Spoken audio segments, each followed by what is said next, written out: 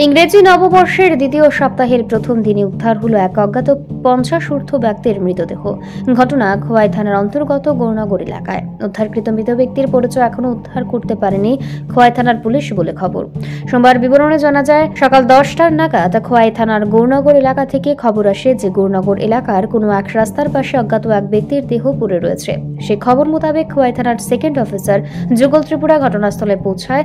স্থানীয় এলাকাবাসীদের মধ্যে জিজ্ঞাসাবাদের পর ওই ব্যক্তির কোনো পরিচয় না পেয়ে ঘটনাস্থল থেকে অজ্ঞাত ব্যক্তির মৃতদেহ উদ্ধার করে খোয়াই জেলা হাসপাতালে নিয়ে আসলে খোয়াই জেলা হাসপাতালের কর্তব্যরত চিকিৎসক ওই ব্যক্তিকে মৃত বলে ঘোষণা করে। তারপর খোয়াই থানার পুলিশ মৃতার মৃতদেহ খোয়াই হাসপাতালের মর্গে স্থানান্তর করে দেয় এবং আগামী 48 ঘন্টার মধ্যে মৃতার পরিবারের সন্ধান পাওয়া গেলে ময়নাতদন্তের পর মৃত পরিবারের হাতে মৃতদেহ তুলে দেওয়া হবে বলে পুলিশ সূত্রে খবর।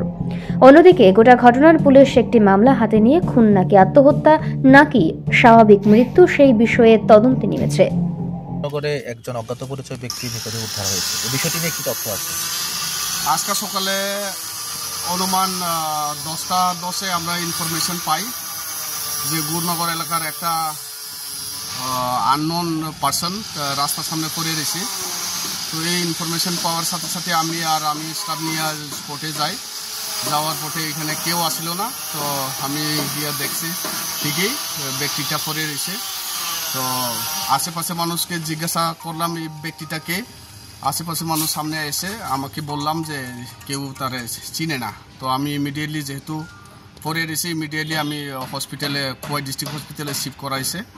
ডক্টর দেখাশোনা করছে। দেখাশোনা করার পরে ডক্টর কইছে যে এটা অলরেডি মারা গেছে। তো সাবসিকুয়েন্টলি এখন ডেড বডিটা আমি মর্গে শিফট করাইছে। শিফট করার পরে এখন যা করণের আমরা করব, দেখা যাব কি হয়। নাম ব্যুরো রিপোর্ট, পাবলিক নাও।